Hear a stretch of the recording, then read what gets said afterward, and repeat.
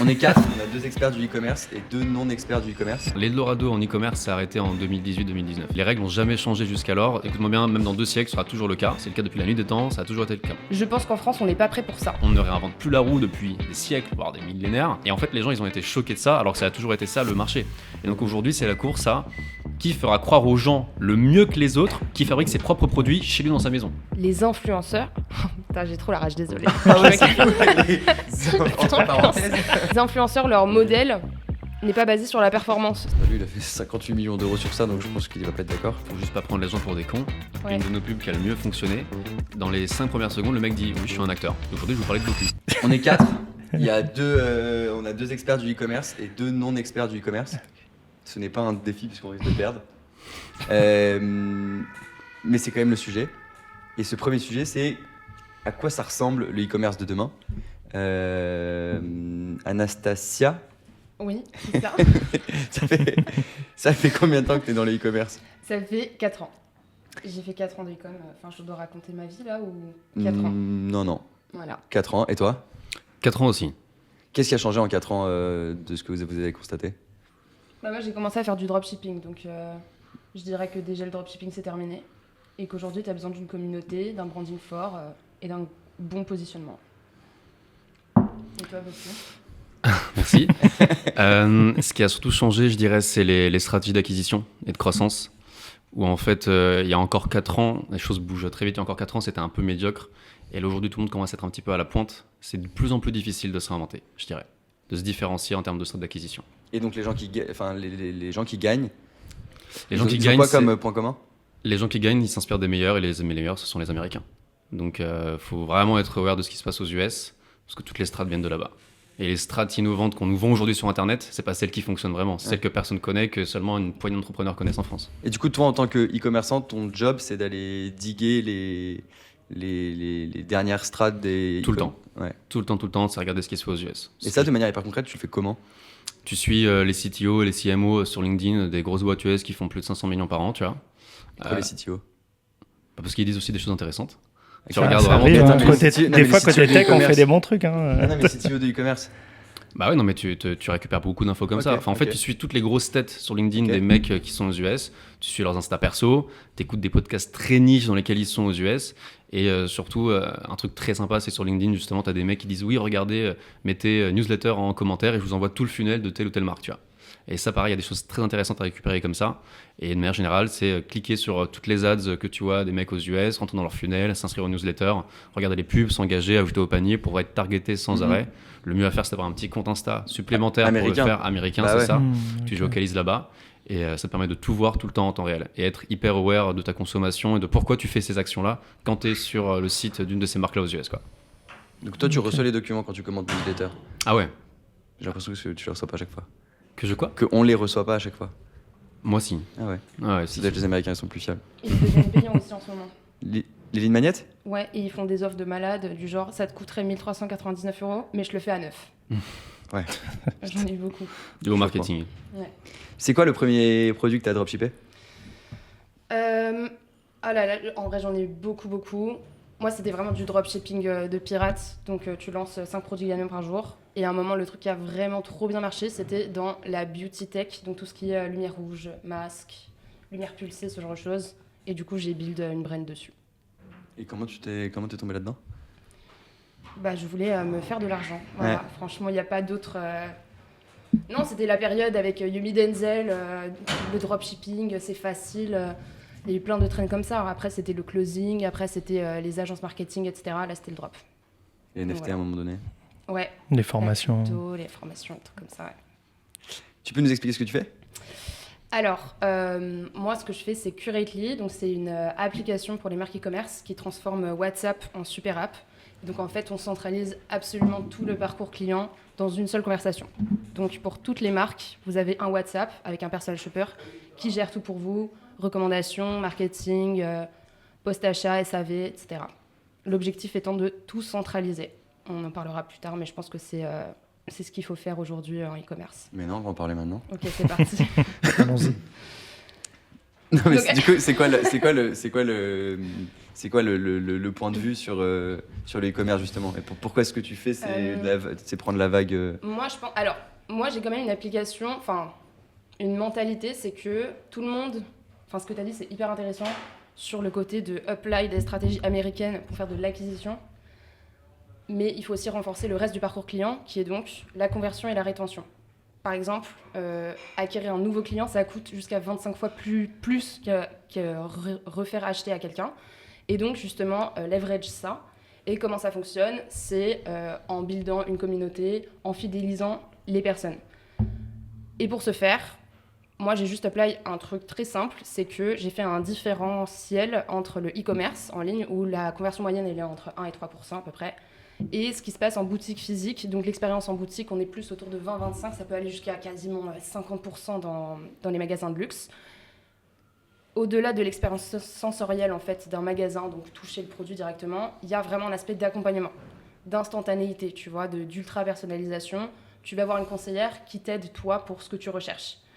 Et je trouve que aussi, on le voit, de base, le e-commerce, depuis 10-15 ans, il est basé sur la recherche proactive du consommateur. Donc tu vas sur Google, tu dois filtrer ton catalogue, etc. Maintenant, il y a de plus en plus de personnes, je crois qu'aujourd'hui, c'est autour de 40%, et c'est exponentiel, qui commencent à chercher sur ChatGPT, sur les LLM. Donc il y a vraiment un aspect de personnalisation, de j'ai un besoin, je demande. C'est les gens qui font le travail et qui me le proposent. Et du coup, c'est pour ça que je suis partie sur ça, sur un état d'esprit d'ultra-personnalisation et de centralisation dans une seule conversation. T'as compris, Stéphane, on t'explique? À peu près. Je hoche la tête pour faire genre. Mais du coup, justement, enfin, tu parles d'achat qui se fait via le JO. Et du coup, pourquoi t'as pas fait du JO, justement, pour les marques? Bah alors, moi, quand je parle de centralisation, pour moi, il y a deux sortes. Donc, il y a la partie Géo, donc sur ChatGPT. Même Gemini, là, ils sont en train de développer un protocole qui s'appelle UCP, je crois. J'ai pas vu ça, par contre. Je sais pas, parce que tu l'ai pas vu passer, ouais. Tu souris comme si c'était toi qui l'avais fait. ACP. Exactement, c'est moi qui l'ai envoyé un petit message. C'est comme ACP de OpenAI, Okay. qui est Agentic Commerce Protocol, MCP, mais pour le commerce. Donc, en gros, en tant que marque, tu vas travailler avec ChatGPT pour que quand quelqu'un demande des toilettes japonaises, il y a beaucoup qui arrivent et tu peux acheter en interne. Ça, c'est la partie centralisation sur un LLM. Je pense qu'en France, on n'est pas prêt pour ça. Par exemple, moi, la vision à long terme, moi, j'aime beaucoup WeChat. WeChat, c'est super en termes de centralisation. Je pense qu'en Occident, on n'est pas du tout prêt pour ça. Parce que, typiquement, les gens, aujourd'hui, ils n'achètent pas tant que ça sur ChatGPT. La première raison étant que, ouais, mais c'est des recommandations commerciales. Il n'y a pas cet aspect. En France, on fait très attention à l'esprit de communauté, tu appartiens à un mouvement, la brand, etc. Et ça, tu ne peux pas le retrouver sur un truc centralisé ChatGPT Vibe. Et du coup, quand je parle de centralisation, c'est qu'il faut que chaque marque ait une couche propriétaire IA, conversationnelle. Typiquement, bon, je ne vais pas vendre ma solution, mais si, vas-y. WhatsApp, WhatsApp, c'est le meilleur canal aujourd'hui, tu vois, en termes de performance, de taux d'ouverture. Et ça permet, en fait, tu as vraiment l'impression de parler à la marque directement. Tu poses tes questions, tu as ton IA qui te répond en fonction de tes besoins. Donc, c'est vraiment transformer l'expérience en ligne en ramenant l'expérience en boutique, tu vois. C'est deux sortes de centralisation différentes, je pense. Ouais, je vois. Qu'est-ce que ça t'inspire, toi? Tu aurais pu utiliser un outil comme ça pour tes BOQ? Elle était déjà sur WhatsApp, toi, j'ai vu. Ouais, elle a bien regardé. Ouais, je bois tes propos. Je pense que l'aspect communautaire aujourd'hui, il est hyper important d'avoir une discussion directe avec une marque dans un monde où tout est très très digital et on met de plus en plus de distance à de plus en plus haut volume. C'est hyper important de pouvoir discuter avec une marque. Alors c'est souvent très mal fait. La plupart des marques ont des discussions automatiques sur WhatsApp qui sont vraiment, c'est des bots quoi quasiment. Enfin, tu sens que t'as pas un humain derrière, c'est pas agréable. Mais t'as quelques marques qui maîtrisent bien les campagnes marketing WhatsApp, dont nous, je pense à une période, je pense qu'on peut être encore meilleur. Et c'est très très rentable pour l'avoir fait pendant, je pense, 1 année et demie sur les 3 ans et demi de BOQ. C'était extrêmement rentable. Alors on avait nous, c'était plus des campagnes de vente pour des promotions, ce genre de choses, un peu de post-achat, pour des paniers abandonnés, etc. Je pense que ça manque énormément d'accompagnement derrière, plus global, comme toi, ce que tu peux proposer avec ta solution. Parce que c'est vrai que quand tu arrives à discuter avec quelqu'un sur WhatsApp et qu'il te répond rapidement, ça veut dire que c'est un peu son canal de prédilection.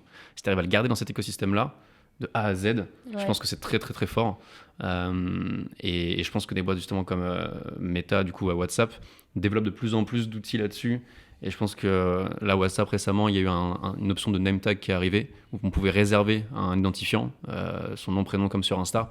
Et je sens qu'ils sont en train de développer des choses, un peu comme WeChat en Chine, où en fait on va pouvoir faire beaucoup plus de choses avec WhatsApp que simplement répondre à des messages. Ouais, c'est ça. Et toi, comment tu te rends pas ultra dépendante de Meta ? Alors, moi, je sais que j'ai une vision long-termiste qui est de changer le modèle e-commerce, qui doit devenir conversationnel. Aujourd'hui, pour moi, tu as trois options, en fait, quand tu veux construire une solution du genre. Et en fait, tu es un peu dans la merde, quoi qu'il, entre parenthèses. Soit tu dépends des Entre guillemets, GAFAM. non ? Qu'est-ce que j'ai dit ? Entre parenthèses. Je dis tout le temps entre parenthèses. Ok, bon. Soit tu dépends des GAFAM, donc de Meta, et tu fais quelque chose d'externe, on va dire, à Shopify. On part du principe que Shopify, c'est la plateforme marque. Soit tu dépends de Shopify. Par exemple, je sais pas si tu connais Ask Dialogue. Ça me dit quelque C'est un chose. système de recommandation en sidebar sur ton site. Sauf que là, déjà, là, par exemple, ils sont en train de se faire... j'adore Ask Dialogue, je suis désolée, mais ils sont en train de se faire baiser par Shopify, qui, en interne, a fait son propre système de recommandation. Qui, en termes de moyens, ça n'a rien à voir. Troisième chose, tu décides de concurrencer Meta et Shopify et de faire de la deep tech et de partir sur ton truc. Typiquement, là, il y a un truc qui s'appelle Swap Commerce qui est en train de créer le Agentic Storefront. Donc, en fait, c'est quelque chose que tu peux connecter à Shopify, mais en gros, ça rend ton site dynamique. C'est-à-dire qu'il dépend, il change en fonction de chaque personne qui vient sur le site. Et ça, on le voit partout, même à Vivatech, par exemple, L'Oréal, ils sont en train de faire ça. Tu demandes chez une marque de cosmétiques du rétinol, toute ta landing page va être différente. Parce qu'ils veulent te mettre ça en avant. Et du coup, tu as un peu trois possibilités. Et étant donné que moi, je me base surtout sur WeChat parce que je trouve que c'est vraiment trop fort. Aujourd'hui, qu'est-ce qui ressemble à WeChat ? C'est WhatsApp. Et l'avantage de WhatsApp, contrairement à Ask Dialogue sur un site, c'est que tu peux non seulement faire tout ce qui est recommandation, mais tu peux aussi mémoriser chaque client. Il va revenir 6 mois plus tard, tu sais exactement pourquoi il est là et quoi lui proposer. Et tu peux faire aussi tout ton marketing. Donc, c'est à la fois des conversations entrantes de support, recommandation, aide, et à la fois du marketing. Voilà, ça c'est déjà en termes de pourquoi WhatsApp. Et sinon, en termes de dépendance, pour moi, il n'existe pas vraiment parce que Meta fait tout pour justement ouvrir les valves d'un point de vue réglementaire déjà. Il y a énormément de choses qui sont ouvertes. Et en vrai, Meta veut que se faire de la thune. Donc, ils font tout pour avoir des partenaires. Nous, aujourd'hui, on est BSP, donc, enfin, on est partenaire Meta, quoi. Et donc, on sait tout ce qui se passe. Et en fait, ils vont te prévenir en avance, dans tous les cas. Donc, en termes de dépendance, ça n'existe pas vraiment. Si tu passes par une seule plateforme, tu es forcément dépendante. Ouais. Admettons qu'ils augmentent des prix ou qu'ils mettent une barrière, en fait, tu n'auras pas le choix. Parce que tout ton business dépend de ça, au final. Là, tu vois, c'est ce qu'ils sont déjà en train de faire. Là, maintenant, ils sont en train de pousser leur propre IA, qui est Meta AI, qui apparemment, de toute façon, c'est hyper opaque. Meta, on ne saura jamais avant que ça arrive. Et un peu éclaté au sol. Et ils disent, si tu n'utilises pas Meta AI, tu vas payer pour chaque message entrant. Et donc, oui, il y a une dépendance. Maintenant, il faut adapter son business à ça, tu vois. Petite parenthèse et non pas... Petit guillemets, ouais. Sur un sujet que tu évoques souvent, qui est que tu n'es pas une agence et tu n'es pas un SaaS, c'est quoi l'entre-deux ? L'entre-deux, c'est... je vais faire du franglish, mais bon. C'est une AI Native Agency. En gros, un outil agencisé, on va dire. Le principe, c'est que moi, je pense que de toute façon, l'ère du SaaS a expiré. Aujourd'hui, avec l'IA, etc., il n'y a plus de barrière à l'entrée. Par contre, ce qui te différencie, c'est l'humain, du coup, ton expertise, l'accompagnement et le fait que tu ne vends pas un outil. Tiens, voilà, le personal shopper, tu le connectes, tu te démerdes. Mais l'expertise derrière. Comment leverage pour avoir des énormes ROI ? Aujourd'hui, on a des ROI par client qui sont démentiels parce qu'on vend non seulement l'outil, mais on sait exactement ce qui marche en fonction de ton secteur, de ta niche, en fonction de la performance des campagnes des autres clients, etc. Donc voilà. J'entends, je ne suis pas un expert du e-commerce, mais partout que le coût des ads explose. Et je pense que c'était quand même l'Eldorado des boîtes e-commerce pendant les dernières années. Peut-être c'est là où tu as fait quand même le gros du gros. C'est quoi les nouvelles règles ? Ça veut dire qu'il faut accepter de payer des ads plus cher ou qu'il faut trouver des nouveaux canaux ? Franchement, le seul Eldorado l'Eldorado en e-commerce s'est arrêté en 2018-2019. Okay. En fait, tous les gens disent oui, la conjoncture, c'est difficile de vendre pendant. Oui, le coût des ads augmente. En fait, les règles n'ont jamais changé. Les règles n'ont jamais changé jusqu'alors. C'est toujours les mêmes grands axes qui fonctionnent sur Meta, en pub, en termes de conversion. Enfin, la plupart des gens qui pensent ce genre de choses et qui te parlent de ce genre de choses sur Insta et tout, c'est des gens qui veulent te vendre un objet brillant pour que tu achètes une formation ou quoi. Mais la vérité, c'est que les règles n'ont pas changé. Les coûts d'acquisition, ils évoluent avec le scale, mais pas plus qu'avant, pas tellement. Ceux qui souffrent de coûts d'acquisition plus élevés, simplement qui vendent un produit qui est plus dans l'air du temps, qui parle moins aux gens. Mais les règles n'ont vraiment pas changé. Il n'y a pas eu de changement chez Meta depuis iOS 14, tu vois, qui a posé des problèmes de tracking, puisqu'on traque en publicité. Si on ne peut pas traquer, on ne peut pas optimiser. Si on n'optimise pas, on a des coûts qui partent dans tous les sens. Mais depuis, entre iOS 14 et aujourd'hui, c'est pas passé grand-chose qui a fait que les règles changeaient énormément. Je pense juste qu'aujourd'hui, en termes d'ads, s'il y a une chose qui a pu évoluer, c'est qu'il faut viser plus d'authenticité. C'est-à-dire que les ads, les UGC par exemple, ont eu leur grande période, ont commencé vraiment à naître en France, en tout cas, il y a peut-être 4-5 ans vraiment, où les gens adoraient voir ces formats un petit peu authentiques. Aujourd'hui, il n'y a plus aucun UGC qui est fait par une consommatrice ou un consommateur véritable. C'est des acteurs et des actrices qui font ça full-time. Et ça perd en authenticité. Et aujourd'hui, les formats qui cartonnent sur Meta, c'est une meuf, un mec qui pose son téléphone, le truc tombe un peu, il le reprend, il parle d'un truc de manière hyper ponctuelle, et il raccroche, la vidéo tremble, c'est mal fait. Mais du coup, c'est hyper authentique. Et aujourd'hui, les formats les plus moches sont ceux qui performent le plus, parce que tous les autres formats manquent d'authenticité parce qu'ils sont trop bien produits, ils sont trop faits de manière professionnelle. Et donc en fait aujourd'hui, l'entre-deux entre des formats très authentiques, un peu mal faits, et les formats surproduits, l'entre-deux fonctionne moins qu'avant. Même les micro-trottoirs, à l'époque, ça cartonnait. Aujourd'hui, les micro-trottoirs qui cartonnent, il y en a très très très peu. Parce qu'en général, c'est toujours des acteurs qu'on vient interviewer dans la rue en mode faux micro-trottoir. Mais c'est un peu du bullshit en somme. Donc je dirais qu'il faut prendre plus de recul par rapport à tout ça et vraiment viser l'authenticité encore plus qu'avant parce que c'est ce qui manque en termes de pub aujourd'hui. Ça, et il y a encore trop de marques qui oublient que les gens ils sont sur les réseaux sociaux pour être divertis, pour passer du bon temps, pour kiffer. Et si tu commences ta vidéo par vendre un produit, en fait, tu vas pas avoir un bon ROI. Enfin, ça fonctionne beaucoup moins dans ce sens-là, quoi. Et parce que moi, j'ai des souvenirs sur ton site où j'avais l'impression que je repartirais jamais sans avoir chopé un beau cul. Très agressif en termes de promo, en termes de chrono, en termes de... ça n'a pas changé et ça continue à... Ou alors il faut... est-ce que le temps entre le moment où quelqu'un découvre une marque et le moment où il l'achète, est-ce qu'il l'augmente? Et donc, est-ce que tu as un enjeu de créer plus de la confiance que de l'urgence ou pas forcément? Ça, encore une fois, ça n'a pas changé. Il faut harceler. En fait, ça dépend de la marque que tu veux construire. Les gens achèteront toujours plus vite si tu leur mets moins 45% avec un chrono de 30 secondes. Ça, écoute-moi bien, même dans 2 siècles, ce sera toujours le cas. C'est le cas depuis la nuit des temps, ça a toujours été le cas. Maintenant, ça dépend de la marque que tu veux construire. Quand tu commences à faire des promotions à gogo et que tu mets de l'urgence dans tous les sens, tu baisses la valeur perçue de ta marque, de ton produit. Donc, tu es là pour faire du quick cash sur 3-4 ans. Tu vois. Quand on construit une vraie marque, on n'a pas vocation à presser ses prospects pour qu'ils achètent, mais plus à les convaincre de par notre proposition de valeur et les bénéfices qu'on apporte, ou l'idéal qu'on propose. Et c'est ça qui fait vraiment acheter les gens. Quand les gens achètent parce qu'ils ont l'impression de faire le coup du siècle en termes de promo ou parce qu'ils sont sous l'urgence, c'est souvent mauvais. C'est souvent un signal pas ouf pour une brand. Et tu vois, là, pour Boku, autant on faisait beaucoup de promotions, etc. Aussi par un peu manque d'expérience de ma part. Et parce que on était sur un marché très petit, donc dès qu'on a dépassé le marché, en fait, on n'a pas eu d'autre choix que de devenir plus agressif en termes de promotion de message marketing pour trouver une nouvelle poche d'audience et faire plus de chiffres. Là, sur une marque de compléments alimentaires comme celle que je lance, c'est très très différent. Il y a un marché qui est mature, qui est très profond, qui est très grand. Et si tu commences à mettre des promos et des compteurs sur des gélules, en fait, tu te dis, OK, il y a anguille sous roche, quoi. Ouais. Il y a vraiment un problème. C'est la première expression qui est bien dit ici. Hein. Encore, normalement, je dis anguille sous cloche. Oui, je sais. Toi, t'as dû ouvrir les valves. Je pense que c'est les vannes. Mais moi, je suis immigrée, en fait. Je connais pas les expressions à chaque fois que je les change. Mais j'aime beaucoup ce... Mais non, on doit pas dire une expression correctement. Il faut que j'en trouve une. Comment est-ce qu'on explique, du coup, que ce truc-là, des 5 produits gagnants, moi, je le faisais par semaine, pas par jour, je pense que tu étais effectivement affamé. Qu'est-ce qui a changé qui fait que cette manière de faire de l'e-commerce n'existe plus et ne marche plus? Moi, je pense pas que ça ne... En fait, pour moi, il y a un truc qui est certain, c'est que les gens sont beaucoup plus éduqués.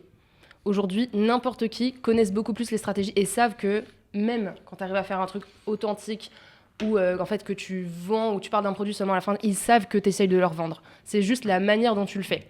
Ils veulent pas avoir l'impression que tu les prends pour des cons, en fait. Je pense que c'est ça qui a changé. Typiquement, moi aussi, je fais du contenu pour vendre mon truc. À la fin, je parle de mon produit. Mais avant, j'éduque. Et en fait, ils veulent, avant que tu leur prennes quelque chose, ils veulent recevoir quelque chose, que ce soit du divertissement, mais aussi de l'éducation. En vrai, les gens sur les réseaux, ils veulent éduquer et se sentir moins cons. Et je pense que ça, c'est ce qui a changé premièrement. Mais après, ça dépend vraiment aussi justement de l'éducation du marché. Et moi, je sais que je faisais des ads très agressives. Je jouais sur des tendances de marché, justement. C'était la tendance, vous savez, épilation laser, machin. Non, je sais pas, mais Ok, bon. on peut imaginer, je pense. Je cassais les prix, etc. Mais je pense qu'aujourd'hui, je refais la même chose. Ça ne fonctionne pas. Mais 100%. 100%. Les gens, ils veulent beaucoup plus déjà de qualité. Tout le monde est... Enfin, je sais pas ce que tu en penses, tout le monde est éduqué sur le dropshipping. Hein. Aujourd'hui, c'est la première question qui sort, même si tu es quelqu'un qui n'a pas fait de e-commerce ou quoi. Tout le monde veut savoir si ça vient de Chine. En fait, je pense que les gens, ils se sont fait avoir et maintenant, ils regardent, ils surveillent, ils vont voir s'il y a 10 fois le même produit quelque part. Et du coup, s'ils le veulent vraiment, au final, ils vont aller le chercher sur du Temu, des trucs comme ça. C'est exactement ça. Moi, j'ai fait du coup les trucs de lumière pulsée là sur 1 an et demi. Pendant 1 an et demi, ça marchait hyper bien. Et la différence que j'ai vue entre le début et la fin, au début, ça se vendait comme des petits pains. Les gens étaient en mode « Waouh, c'est incroyable ». À la fin, j'ai eu beaucoup de messages de « Ah, mais je l'ai trouvé sur AliExpress, je l'ai trouvé sur Temu, etc. » Parce qu'en l'espace de même pas quelques mois, les gens, en fait, ils se sont auto-éduqués sur le sujet. Donc ouais, je pense que ça marche plus du tout. Et tant mieux. Hein. C'est pas plus mal, ouais. Ouais, non, mais vraiment tant mieux. Et donc, il faut des produits natifs. Ce truc-là de choper un produit... Non, parce que tout vient toujours de Chine, en vérité. Vrai, même tu regardes les lunettes même de marque ultra luxe, ça vient tout de la même usine en Chine.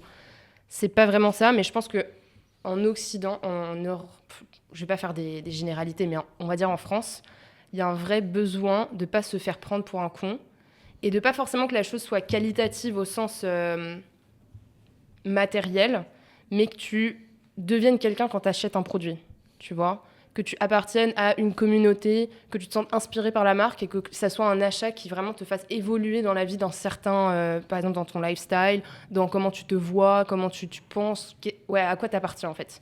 Et du coup, je pense que c'est pour ça qu'on dit que le marketing fait toute la différence, c'est pas pour rien, même en SaaS ou en tech. Hein. Aujourd'hui, tu ne peux plus te différencier vraiment par le produit, que ce soit même en tech ou un produit matériel en e-commerce.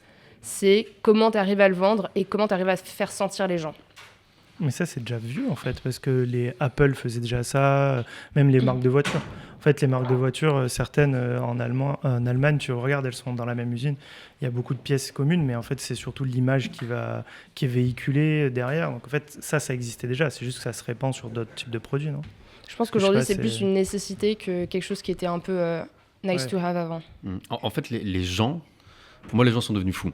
En fait, les gens, jusqu'à quelques années, pensaient que peu importe le produit qu'ils voyaient sur Internet, c'était forcément créé par une marque, par un designer, par un mec qui fait ça dans son garage, qui construit son salon. Puis un jour, ils ont découvert donc, le dropshipping, et ils se sont dit, mais attends, mais c'est des arnaqueurs. En fait, ils envoient les produits qu'une fois qu'ils les ont vendus. Ils n'ont même pas de stock, ils ne sont même pas en France ou en Europe. Mais en fait, ces gens-là ont oublié que c'est le business model de genre 50% du marché, que de ne pas fabriquer ses propres produits, que juste de faire de l'achat-revente. C'est ce qui se passe en supermarché, c'est de l'achat-revente 100%. Et même les vraies marques qu'on peut trouver en ligne, ça reste de l'achat-revente en immense majorité. On ne réinvente plus la roue depuis des siècles, voire des millénaires. Et en fait, les gens, ils ont été choqués de ça, alors que ça a toujours été ça, le marché. Et donc aujourd'hui, c'est la course à qui fera croire aux gens le mieux que les autres, qui fabrique ses propres produits chez lui dans sa maison. C'est un petit peu ça le truc. Quel est le meilleur storytelling ? Quel homme ou quelle femme a eu l'histoire la plus choquante qui a fait qu'il ou elle a créé ce produit ? C'est ça ce que les gens veulent aujourd'hui. Et ils oublient même qu'effectivement les marques de luxe, en fait c'est du haut volume, il y a très peu de création sur certains domaines, et c'est de l'achat-revente, et c'est de la Chine. Mais les gens n'ont pas tellement de problématiques avec la Chine en tant que telle, parce qu'ils savent que quand même la Chine ça a beaucoup évolué en termes de tech, d'industrie, c'est excellent ce qu'ils font en Chine.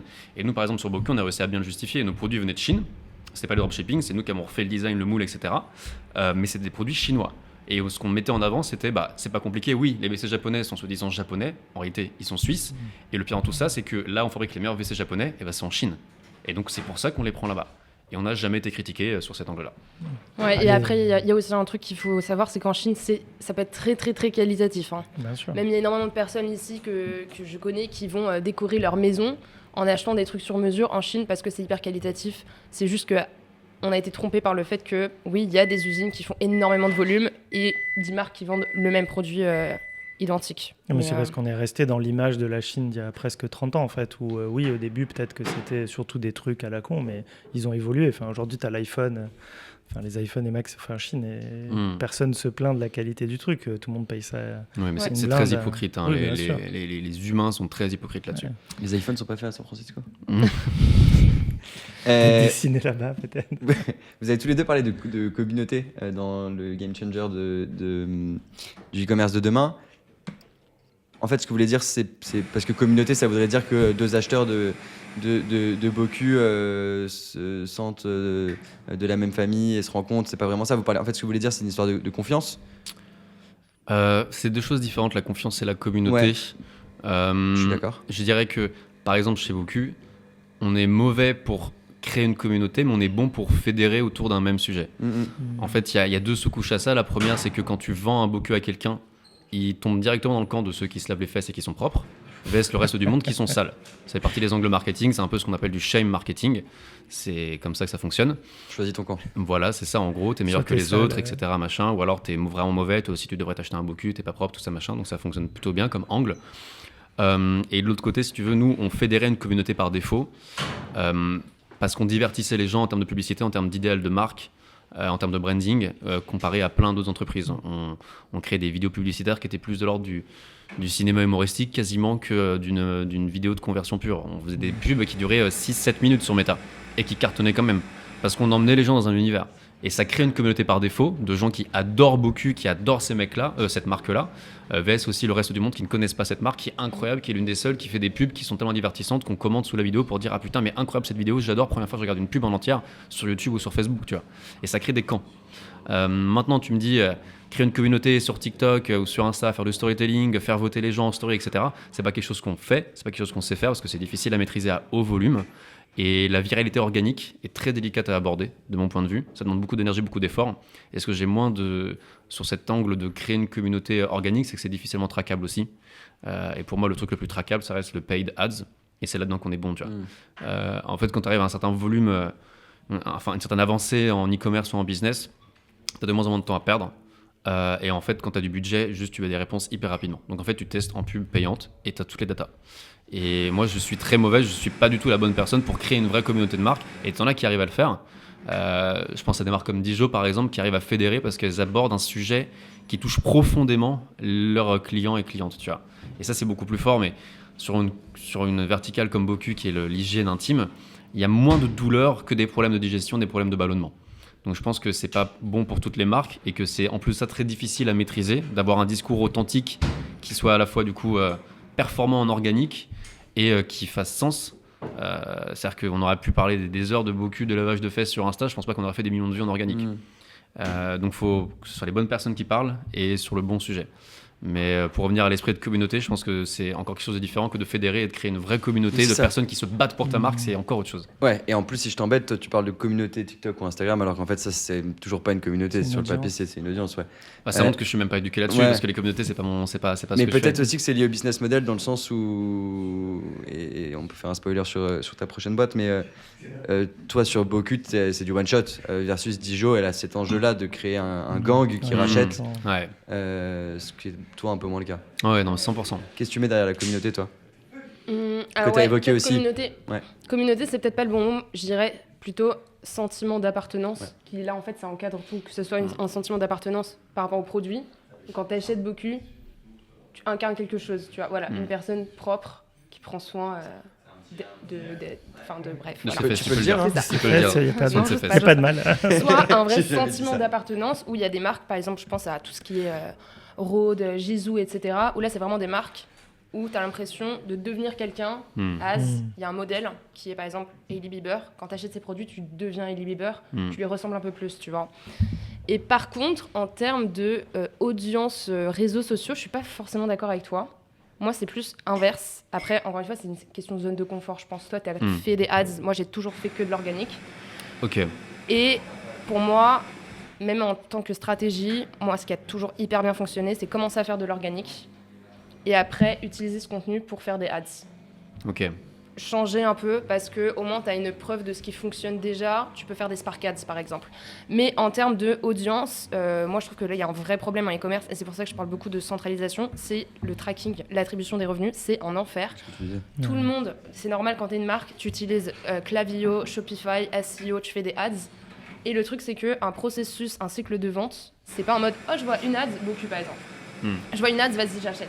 Tu vois la pub une fois. Ou alors tu es sur les réseaux, tu vois Boku. Et là, en fait, tu deviens une audience méta. Du coup, tu es ciblé avec la ads.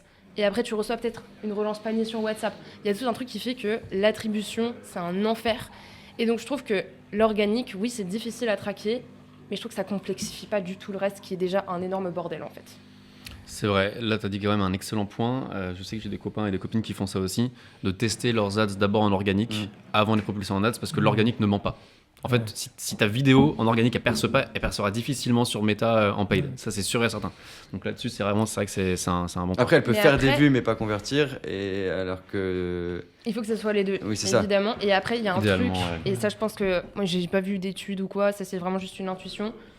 Mais moi, il y a les pubs sur les réseaux sociaux, t'as pas envie d'acheter. Je sais pas, par exemple, t'es sur TikTok, tu vas voir un truc de Boku en mode « Oh les gars, voilà, comme t'as dit, un truc authentique, oh les gars, incroyable, machin ». Je suis certaine que tu retombes sur la même pub juste en dessous. Mais c'est un vrai Spark Ads, du coup. Et il y a marqué le petit truc sponsorisé. Ça tombe à l'eau, quoi. Bah lui, il a fait 58 millions d'euros sur ça, donc je pense qu'il va pas être d'accord. Alors... Enfin, peut-être que c'est en fait, authentique, tu vois. En fait, ça, non mais c'est... Disons que, déjà... Dès que tu mets sur le mot pub sur une vidéo, donc déjà tu vends quelque chose à quelqu'un, la personne le sait parce que c'est un contenu sponsor, donc déjà il y a un mindset client qui est différent en fonction des marques. Dans le sens où la plupart des marques vendent naturellement moins en termes de performance peut-être sur une ads payante qu'en organique si la vidéo organique est vraiment très très bien faite.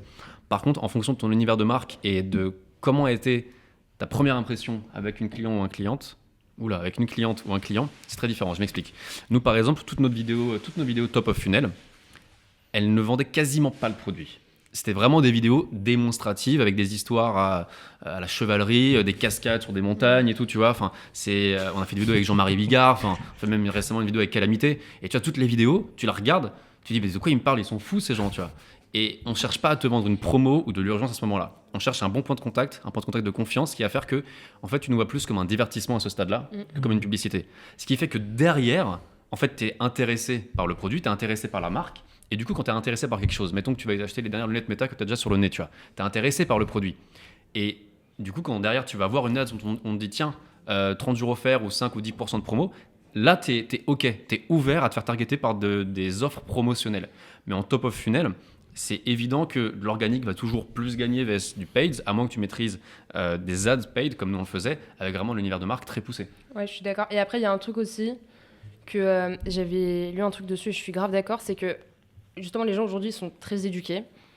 Merci. Mais non, mais sur le marché, je veux dire, de la vente, tu vois. Mais il faut pas, c'est bien. Du coup, il y a eu un peu cette phase où les gens ont commencé à être éduqués. Dropshipping, tout ça, ça marche plus. Et là, du coup, il y a eu cette autre courbe de l'authenticité, la communauté, etc. Et aujourd'hui, en fait, les gens savent que tu leur vendes quand il y a une pub, par exemple. Et il faut que tu leur montres, je sais que je te vends un truc, mais je sais que c'est bien pour toi. Pas ce truc comme avant, encore une fois, les drops, les promos, machin, en mode tiens, vas-y, bouffe mon produit, tu vois. C'est en mode, on sait tous que je suis en train de vendre un truc, je suis en train de faire une pub dans le métro, c'est forcément pour que tu achètes, mais regarde pourquoi je suis meilleur que les autres et pourquoi je vais te donner des résultats. Et c'est ça même en sales, c'est en mode, oui, j'essaie de te vendre mon produit, mais ça va vraiment être bien pour toi. C'est pas juste que. Parce que j'ai aucun intérêt à te vendre un truc de merde où tu me mets une mauvaise note après, tu vois. Et ça revient sur ce que tu disais, il faut juste pas prendre les gens pour des cons. Ouais. Une de nos pubs qui a le mieux fonctionné, dans les 5 premières secondes, le mec dit oui, je suis un acteur. Et aujourd'hui, je vous parlais de Boku. Et il dit qu'il est acteur. Et en fait, en fait ça enlève toute l'hypocrisie potentielle de la publicité et ça rentre dans un discours très authentique. Ça, Et ça performe de ouf. Mais c'est vrai que tu carrément. disais sur les sales, c'est la même chose en fait, sur du LinkedIn, sur du mail ou quoi. Aujourd'hui, les gens, ils saturent des points de contact où on t'envoie un message hyper générique. En fait, ça marche plus, ces trucs-là. Limite, Donc, quand t'es dans transparent, l'e-commerce, ça pareil. marche beaucoup. Ouais, c'est ça. Et trouver le bon moment aussi où tu arrives à convertir quelqu'un. Donc, je pense que même ta timeline, elle est beaucoup plus longue. Parce que, comme tu dis, au début, tu les fais rentrer sur ton univers et au fil de l'eau, en fait, tu les convertis, tu les intéresses et à la fin, Ouais, c'est ça. peux Et je pense qu'en amener termes avant, en termes de transparence, là, je sais pas si tu as vu le passeport numérique qui va sortir en 2027. Non. Il serait vraiment temps que tu t'y mettes, parce que ça touche ton... Wake up, William. Je peux prendre des coups de pression. Direct. En gros, c'est une réforme qui est sortie en 2019 qui nous a... Enfin, nous, vraiment, je fais pas de hit quand même. Qui a laissé aux marques, du coup, mais quand je parle de marques, c'est absolument tout. Retail, montres, cosmétiques, absolument tout. Jusqu'en 2027, pour mettre en place un processus qui sont les passeports numériques. Donc, en gros, le code barre va être remplacé par un QR code. QR code qui va tout centraliser. C'est-à-dire, déjà toi en tant que marchand par exemple ou revendeur, tu scannes comme un code barre. Okay. Mais en même temps, ça te permet toi en tant que consommateur de scanner et de voir toute la... Traçabilité. J'allais dire traçologie, tu vois. Traçabilité et transparence du produit pour justement être hyper aware du produit que tu achètes. Donc ouais, ça revient un peu... Bon, j'ai dévié un peu le sujet, mais... Ah non, mais ça, c'est très intéressant. Les temps que je m'y mette, il me reste 5 mois. Et ce qui est très bien, c'est que, c'est pas pour remettre mon produit sur la table, mais par exemple, en un seul QR code, en fonction de la personne qui scanne, en fait, tu pourrais être redirigé vers différents trucs, que ce soit, encore une fois, le B2B, le revendeur, le marchand, etc. Et tu peux même, par exemple, être redirigé sur WhatsApp pour parler à quelqu'un, tu vois, directement. Mais est-ce que mais là, t'as plus la traçabilité, c'est quoi ton truc? Non, mais transparence, éducation du marché. Mais qui décide du contenu? Est-ce que c'est l'État, les institutions, ou est-ce que c'est la marque qui décide du contenu du QR code? Est-ce que tu peux mettre des liens dedans? Ouais, c'est le marchand. Là, par exemple, j'ai eu un call avec lui récemment. Il y a un mec qui est en train de mettre en place justement ce passeport numérique pour les consommateurs, qui s'appelle Sorga, S-O-R-G-A. Et en fait, ça donne aux marques cosmétiques, compléments alimentaires la possibilité... En fait, c'est quelque chose qui te permet d'interconnecter tous tes produits. Donc, en termes de toi, marchand, il y a ce côté de logistique où tu gères tous tes produits. C'est hyper intéressant aussi. Ou, par exemple, si tu ouvres un nouveau magasin à Monaco, tu peux mettre un QR code particulier sur les produits de Monaco et ensuite dire, si vous achetez mes produits à Monaco, vous rentrez dans un jeu concours. Et en fait, c'est des trucs... Bon, après, là, vraiment, je pars dans un... Non, mais c'est... bref, voilà, c'est un truc... En fait, c'est vraiment... Ça repart dans la centralisation, mais là, on parle plus de retail, du coup. Mais ça permet aussi de faire du phygital, tu vois, de faire le lien entre le commerce physique et le en ligne. Ouais, ok. Hyper intéressant. Très, très bon, je pense, ça. Donc, voilà. Ok. C'est marrant. Je savais pas que tu pouvais, justement, customiser ton QR code. Parce que le but de c'est quelque chose je sais plus comment elle s'appelle, l'organisation mondiale des codes barres, GS1, je crois. Ouais, GS1, ouais, voilà, c'est ça. Bah, c'est eux qui sont en train de mettre ça en place, des partenariats. Ouais, non, mais sur le passeport numérique, c'est pas intéressant. Enfin, j'ai fait un peu de traçage alimentaire dans mon passé. Et du coup, c'est hyper intéressant, ce passeport numérique, parce que même pour les consommateurs et pour tout le monde, ça permet de prouver tout ça. C'est ouf, ce serait ouf que chaque marque puisse mettre ce qu'ils veulent un peu avant de montrer la traça, quoi. La traça, ouais, ça traça, oui, pardon. Le mec, il a fait 12 ans dans le métier. Ouais, excusez-moi. Je sais pas à quel point tu peux mettre ce que tu... Mais par exemple, quand je parle de Sorga, en gros, il va la traça, quoi. Naviguer, surfer sur la traîne, bref, du passeport numérique pour permettre pour faire un service en plus. Je pense que c'est pas un SaaS, encore une fois. Là, il y a vraiment des barrières où tu dois être partenaire officiel et tout, je crois. Je vois bien, sur... Attends, je fais de la pub pour un pote, du coup. C'est Eternal Stories, il fait la même chose sur des marques de luxe, les montres, etc. Donc, ça me dit grave. C'est hyper intéressant, parce que justement, lui, il surfe, il vend de l'émotionnel, mais il surfe aussi sur le passeport numérique. Parce que justement, les marques ont besoin de se mettre là-dedans, en fait, pour la traçabilité et tout ça. Pardon. Et du coup, quand je t'entendais, William, je me demandais, en termes de positionnement prix, tu vois, là, tout ce que tu dois faire pour vendre des chiottes à 150, c'est le panier moyen? Non, le panier moyen a toujours été autour de 90, et là, il est un peu plus bas. Ok. Et donc, tu te dis sur un produit à 90, de se faire connaître, créer de la confiance, tu vois, est-ce que ce même effort-là, si tu vendais un truc à 300, versus un truc à 30 balles que là tu peux acheter en one shot, tu vois, il est où le juste équilibre entre l'effort versus le gain? C'est une question de valeur perçue. Si je te vends une caisse à 300 balles, tu l'achètes tout de suite. Si je te vends une tasse à 300 balles, tu l'achètes pas. C'est une question de valeur perçue, en fait. C'est-à-dire que nous, par exemple, on a sorti des WC japonais à 2000 €. Ah oui, je me souviens. On a arrêté de les vendre simplement parce qu'on n'était pas assez structuré en tant que jeune boîte pour faire du hardware, on va dire tech aussi élaboré. C'est très difficile, c'est vraiment de l'entretien, enfin c'est très compliqué, mais elles se sont hyper bien vendues. Pourtant c'était à 2000 €. Donc 2000 € en ligne, c'est très très cher. Et à peu près le même flow. Ah oui, exactement le même. En fait, il y a des gens pendant longtemps qui n'ont pas acheté chez Boku parce qu'ils voulaient des produits plus haut de gamme, tu vois. Et sauf que le produit qu'on vendait à 2 000 €, sur le marché, tu le trouvais à 6 000 – 7 000. Et en fait, tout est une question de valeur perçue, encore une fois. Ouais. Mais sinon, c'est les mêmes process d'éducation. C'est juste des formats un tout petit peu différents parce que c'est pas tout à fait la même cible. Typiquement, tu vas faire moins de blagues de prout, moins de blagues de cul dans des ads où tu vas vendre des chiottes à 2000 balles qu'un produit à 80 ou 90 €, tu vois. Est-ce que vous faites des blagues comme ça aujourd'hui, du coup ? Ça peut nous arriver. Ok. Ça nous arrive beaucoup. C'est dans le jugement. Antoine. Mais bon, Pas c'est une question d'équilibre derrière. Mais oui, effectivement. En fait, si tu veux, les coûts d'acquisition augmentent de manière générale pour toutes les marques. Plus elles grossissent, plus ça coûte cher de vendre, grosso modo. Et du coup, c'est de plus en plus intéressant de vendre des produits de plus en plus chers. Sauf que pour vendre des produits de plus en plus chers, il faut avoir un branding de plus en plus aligné avec ça. Donc faire de moins en moins de blagues de prout et de cul. Et avoir un branding de plus en plus léché. Donc c'est ce qu'on a fait pour lécher le cul. Pour Boku. Mais du coup, c'est pas difficile justement de combiner les deux. C'est en fait, si tu vends à la fois d'un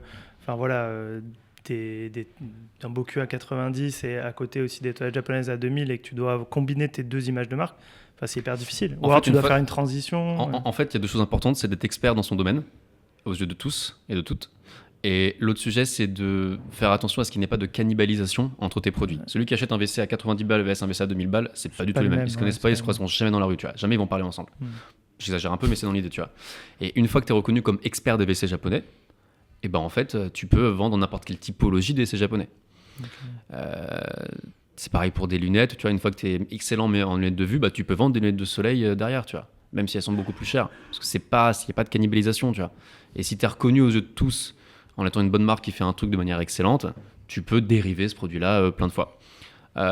Mais du coup, faut s'assurer que la communication que tu as est pas trop disparate, si puis-je dire, parce que forcément, si tu as des pubs hyper haut de gamme, et que derrière ça, tu vends des produits aussi à 90 €, 10 € sur ton site web, ça fit un petit peu moins. Du coup, faut qu'il y ait un alignement dans tes intérêts. Et nous, on a plus intérêt à vendre des toilettes à 2000 balles que des toilettes à 90 balles, tu vois.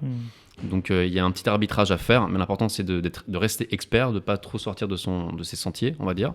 Ses sentiers battu.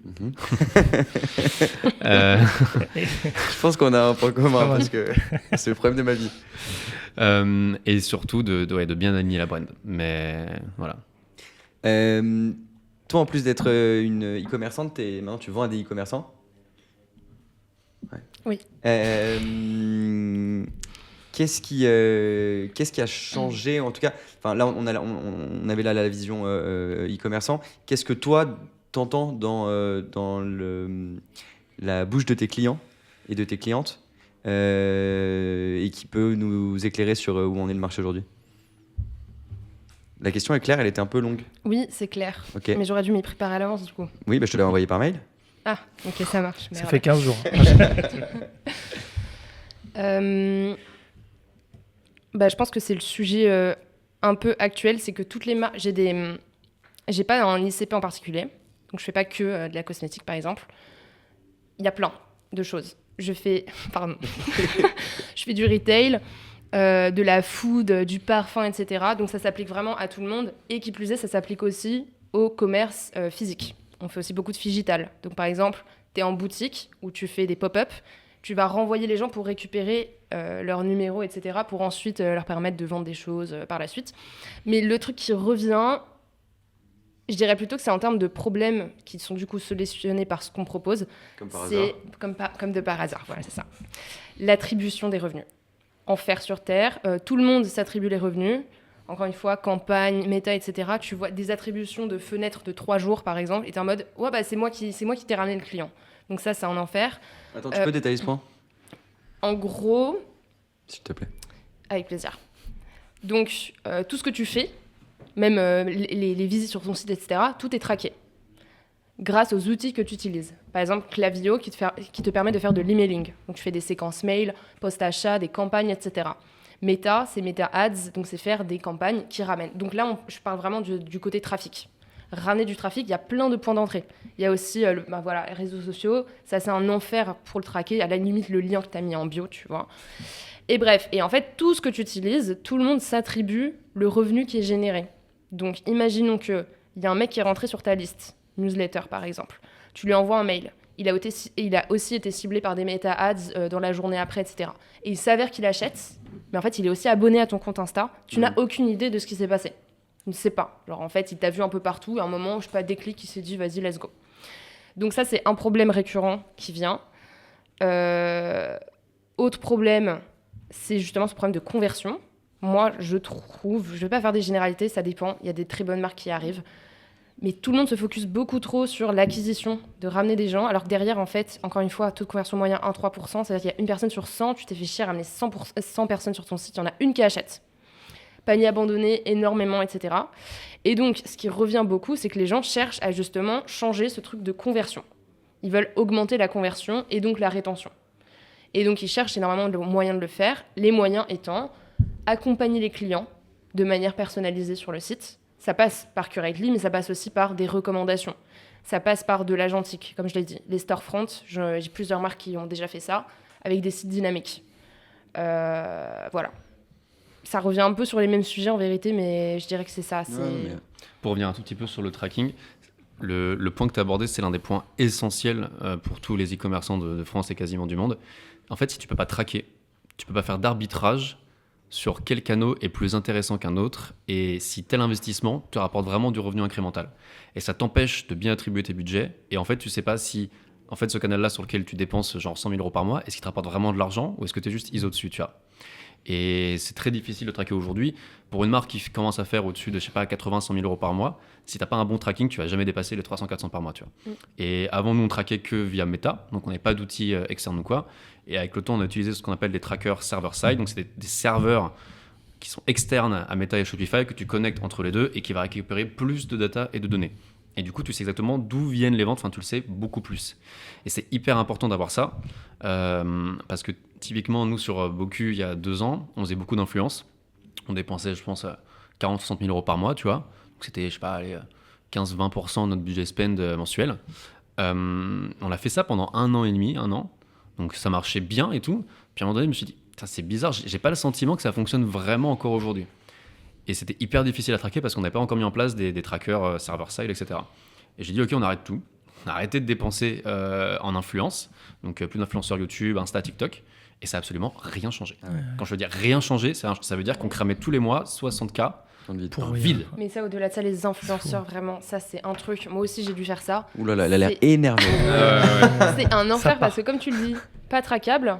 Et même en point de vue de modèle économique, les influenceurs... Putain, j'ai trop la rage, désolée. Non, j'ai vraiment... Les influenceurs, leur modèle n'est pas basé sur la performance. C'est vraiment... ah ouais, moi, je prends que des TikTok, par exemple. Je te fais ton TikTok à 10 000 euros le TikTok. Tu n'as aucun moyen de savoir si ça fonctionne. Et puis, le TikTok flop, eh ben, c'est pour ta pomme, quoi. Donc, vraiment, le modèle influenceur, ouais, je pense que c'est l'un des... Je pense qu'il y a eu une phase... Il y a eu une phase intéressante. Ouais. En 2018-2019, tout ça, il y a eu des phases très intéressantes. Voilà. Tu payes Nabila 300 balles, elle faisait 30 000 euros de revenus, tu vois. Et je te dis des vrais chiffres, là. Vraiment, des marques, des potes qui ont des marques qui ont fait des moves comme ça de zinzin. Bon, il y a quand même des moyens de traquer l'influence, avec des codes promo, etc., des liens traqués, depuis. Mais en fait, l'influence, je dirais qu'elle est performante en fonction du niveau de ta boîte. Et l'influence, c'est très bien pour te faire connaître.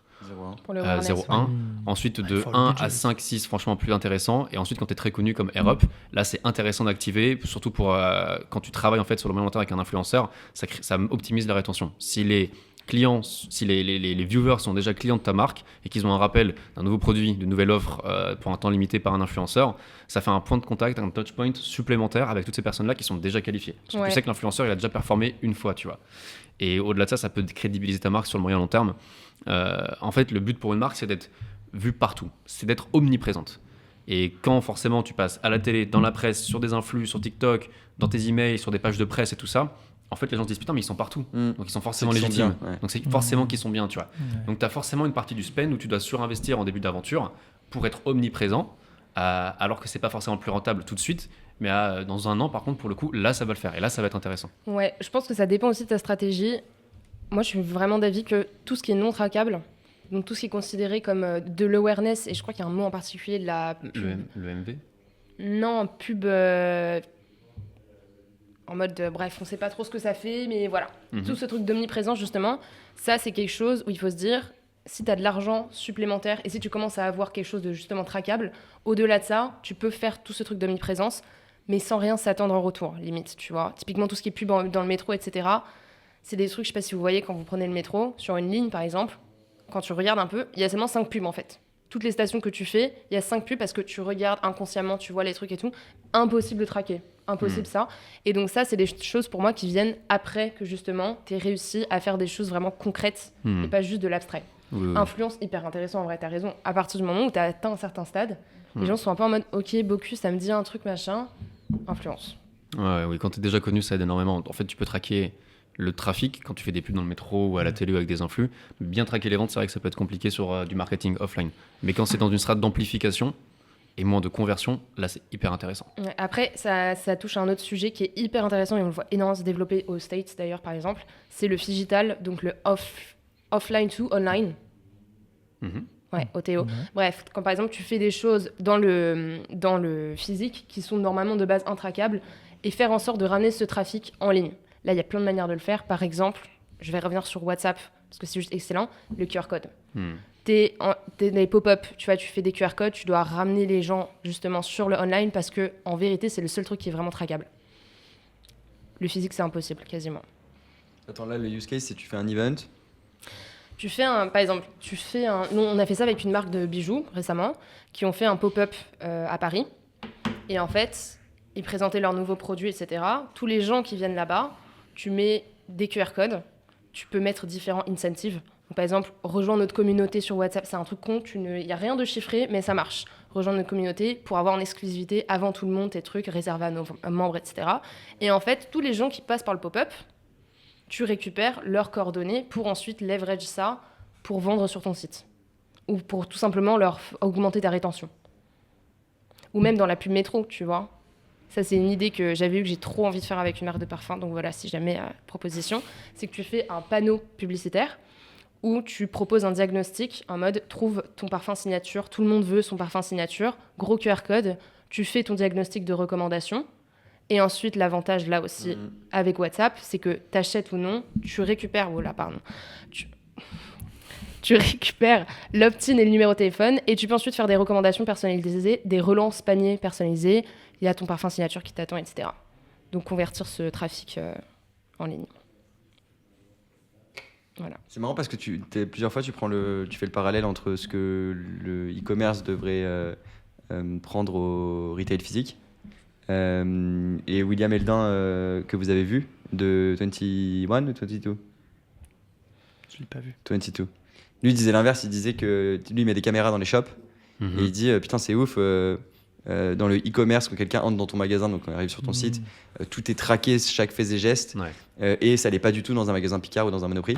Mais donc c'est rigolo de voir à quel point les deux mondes s'inspirent l'un de l'autre. Ouais, aux US, ils sont hyper en avance là-dessus. J'ai fait un grand salon il y a 2 ans qui s'appelle le Big Retail Show, un truc comme ça à New York. Et en fait, eux, ils ont déjà, depuis belle lurette, des caméras avec des logiciels dedans. En fait, ça analyse où est-ce que tu regardes, où est-ce que tu vas, les comportements utilisateurs et tout, en fonction de l'agencement des linéaires. Et en fait, tu commences à traquer ton magasin comme un site Shopify, avec tes hotspots et tout. Et c'est phénoménal. Après, ça, il y a des trucs, je sais pas si vous avez vu, ça existe depuis en vrai 20 ans.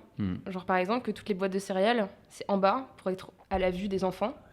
Et que genre, tu vois, les petits personnages sur les boîtes de céréales qui regardent les enfants et tout. Enfin, ça, c'est un vrai... Oui, puis tous les bonbons, quand tu arrives à la caisse aussi, ils sont très bas. Ils sont très bas, ouais. Ça me fait mal au doigt à chaque fois que je suis là, j'en achète. Moi, je m'inquiète pas de pour les céréales. Moi, je suis petit, donc ça m'a taillé, c'est bon. Trop cool. Anastasia, tu as rendez-vous chez la banquière. Exact. Merci pour ton temps. C'est passé si vite. Ouais, c'était bien. Ouais, c'était top. Trop 10 sur cool. 10. Merci beaucoup. Il n'y a pas de transition. Allez, Allez, ciao. salut.